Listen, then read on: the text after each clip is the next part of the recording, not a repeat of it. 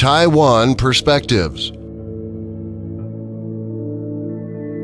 Lessons from the Spanish-American War.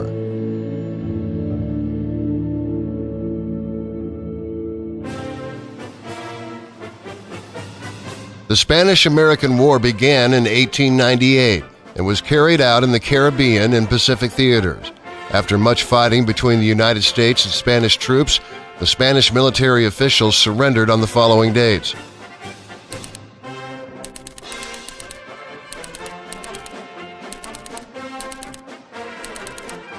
A treaty was signed to mark the end of the war, and it came into force on April 11, 1899. Spain ceded Puerto Rico, Guam, and the Philippines to the United States. In the same treaty, Spain ceded Cuba. However, while Spain's sovereignty over Cuba was relinquished, no recipient was designated. Let us now introduce a definition of the word cede. To surrender possession of, especially by treaty. To transfer control of or sovereignty over specific property or territory, especially by treaty. To surrender or give up something such as land, rights, or power. Noun, cession. Note, according to the dictionary definition of cede as given above, there is no strict requirement that a receiving country be designated in order to complete the act of ceding, or making a cession. When territory is ceded without the specification of a receiving country, it may simply be called a limbo cession. Such a definition is helpful in talking about the Spanish-American War cessions. It is important to recognize that from the time of the surrender ceremonies in each locality until the coming into force of the peace treaty, these four island groups were under the jurisdiction of the United States. However, the sovereignty remained with Spain. The situation changed as of April 11, 1899. On this date, the sovereignty of the United States over Guam, the Philippines, and Puerto Rico has been established. However, the status of Cuba remains as unsettled or undetermined. Let's do a more complete overview, which we will call an ABCD analysis.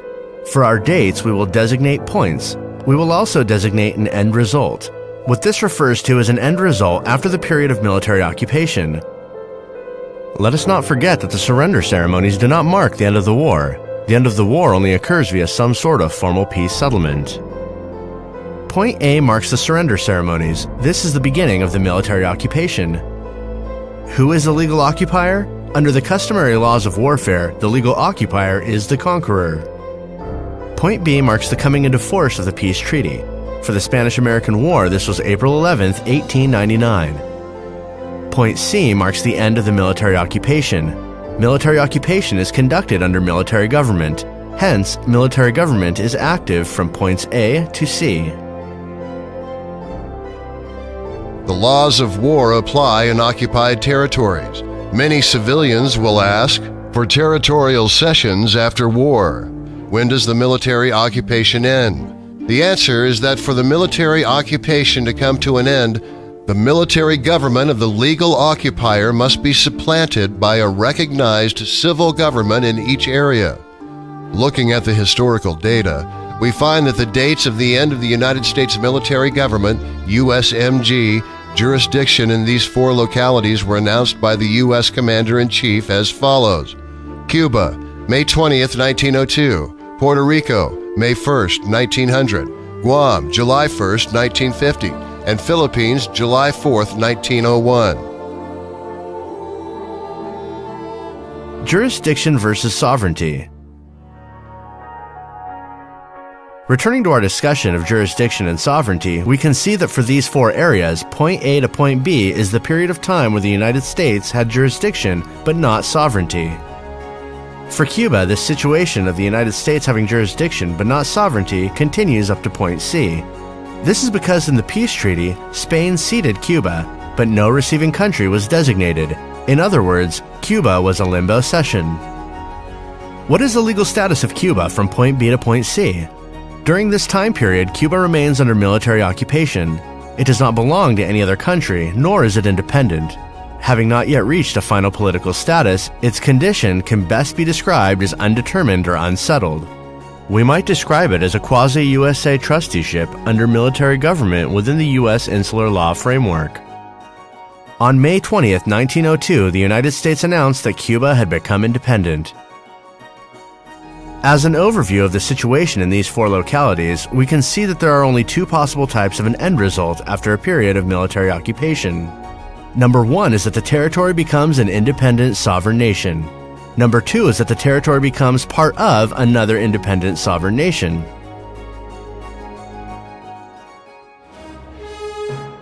Taiwan beginning in 1945. With the above knowledge, we can examine the situation of Taiwan after the close of hostilities in World War II in a more accurate and knowledgeable fashion. Looking back over the historical record, the statement regarding undetermined Taiwan sovereignty was first explicitly announced by President Harry Truman. On June 27, 1950, Truman declared that the future status of Formosa must await the restoration of security in the Pacific, a peace settlement with Japan, or consideration by the United Nations. An important point of consideration was the Cairo Declaration of December 1, 1943, which, although holding that Taiwan would be returned to the Republic of China at the end of World War II in the Pacific, did not create a legal procedure to actually accomplish this transfer. The completion of such a legal transfer would involve Japan's formal relinquishment of sovereignty by way of territorial cession, the precise specification of a receiving country, and the acceptance of these terms and conditions by the successor state. As most people know, in the post-Napoleonic world, territorial cession is accomplished by treaty. Let's do our ABCD analysis for Taiwan and for the Ryukyu Island Group, both of which are territories over which Japan made a new disposition in the San Francisco Peace Treaty, SFPT, of 1952. The time at last has come when we must exercise more wisdom, courage, and freedom. The United States military forces liberated Taiwan and the Ryukyu Islands, and the SFPT designates the United States of America as the principal occupying power. At the same time, Article 4B of the treaty gives the United States military government, or USMG, jurisdiction over Taiwan, the Ryukyus, and certain other areas. After April 1952, the Ryukyu Island Group was elevated to the status of UN trusteeship, with the United States as the sole administering authority. However, our analysis remains the same. Later, as of May 15, 1972, the Ryukyus were returned to Japan.